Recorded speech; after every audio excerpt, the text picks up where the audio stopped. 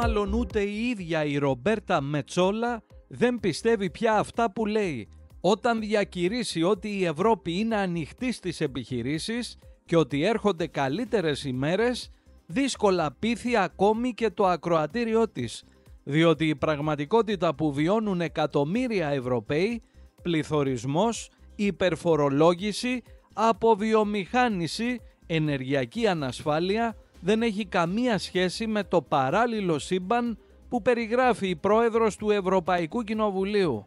Message tonight to be simple, that Europe is open for business.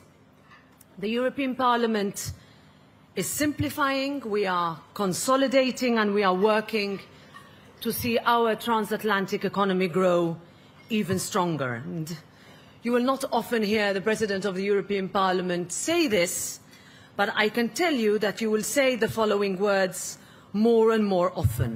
We have our industries back.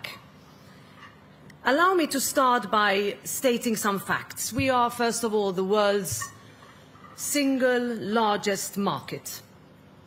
We have a highly skilled, highly educated workforce. Our unique blend of open markets and social safety nets is what makes us different. It's what makes us attractive. And your operations here are proof that it works. And yet, that doesn't mean that we shouldn't be honest to ourselves about where we could do better. I've met with a number of business and industry representatives over the past year, and I know the challenges you face. Fragmentation in our single market means that you sometimes need to navigate through 27 different national systems. When it comes to reporting, you often find yourselves dealing with double, sometimes even triple the paperwork. Last year, the CEO of a leading telecoms company in Europe told me that the vast majority of his board meetings are dedicated to compliance. And that, I think, is not sustainable. So that's why here, as President of the European Parliament, together with all the number of MEPs that I see around the tables here, we want this legislature to focus on strengthening Europe's competitiveness, on building a Europe that is flexible, that is agile, that is able to adapt, that is unafraid to change, or even reverse course if needed. A Europe that recognizes that legislation, and we are the legislators, we are the lawmakers who are responsible for everything we vote on, that legislation must provide a stable and predictable framework for businesses to grow. That doesn't keep revising its directives and regulations out of a lack of strategic vision or a knee-jerk reaction to every new challenge. So ultimately, I would like to see a Europe where bureaucracy is cut, where businesses see a return on their investments, and where simplicity, this is difficult to say, considering the institution I represent, but where simplicity is a way of operating, ingrained in our thinking, in everything we do.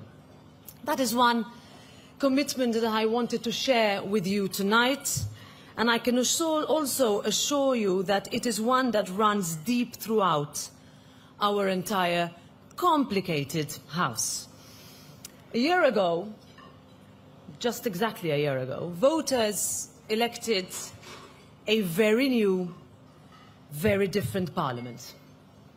We've reformed, we're much faster, we're more decisive, and we're more effective. You saw, I hope you saw, how quickly we were able to postpone certain corporate and sustainable reporting requirements, the so-called Stop the Clock initiative, and the move to suspend penalties on the automotive sector. That is something the Parliament led, and I can tell you something I would not have imagined when I first got elected to the Parliament 12 years ago. What are our next steps? Our next steps are now set on further simplifying the EU carbon border adjustment mechanism and examining the long-term implications of anywhere else outside this room. I would not be able to use these acronyms, but I can use them here: CSRD and CSDDD. You know, we spend a whole campaign going around countries going CSRD, CSDDD, and voters would ask us, what are you talking about? But I guess in this room, I can say this without having to explain. But a lot of you have told us, and we have heard, we have no choice, we have heard, that these two pieces of legislation are, to a much and a large extent, unworkable and unfeasible.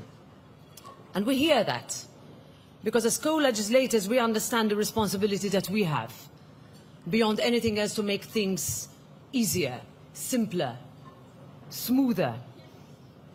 If our continent is not the one that is able to break down barriers rather than put up new ones, to provide solutions and not to become part of the problem, then we are not doing our job well.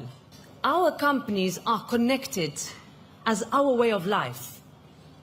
Volkswagen builds cars in Chattanooga, Tennessee. Michelin in Greenville, South Carolina. I've been there. Pαει operates in Pittsburgh, Pennsylvania. Airbus in Mobile, Alabama. This is our ultimately transatlantic bond, what we mean by it. One that is practical, one that is productive, and one that is real. And your study on the transatlantic economy puts it plainly. Together we create 16 million jobs. We account for half of global consumption. We generate $7.5 trillion in annual commercial sales, and we represent 1/3 of global GDP. So to me, the answer is clear. There are no more natural partners than we are to each other. And this is what me and my colleagues say when we meet with our US counterparts, what I said this week in New York. I also met there with your counterparts in the European American Chamber of Commerce, but also wherever I go. I was in Ohio for the Dayton Accords commemoration a few weeks ago in Washington, D.C. And everywhere that we go, the message that we give, but also, frankly, that we receive, is that tariffs are not the answer. Now, in Europe, we fully agree. Our global economic philosophy has always been about open, free, and fair trade that benefits everyone. Because we understand that it is always preferable to some losing and others losing a little bit less. So recently the European Union reached a new agreement with the United Kingdom. We've launched negotiations with the UAE and India, and just yesterday India's External Affairs Minister, Mr. Jaishankar, was in the Parliament speaking to members of the European Parliament, looking forward to the conclusion of a trade agreement between the EU and India. Again, something I would never have imagined possible. When I joined the Parliament, I would say, Eva, you're looking at me, even last mandate. And that, I think, also builds on the fact that we've secured major trade agreements with Japan and Australia, and I remain hopeful, of course, that before too long we'll be able to do the same with the United States. Ultimately, a comprehensive trade deal should be the end goal of our negotiations, because that would truly be a win-win that would benefit all.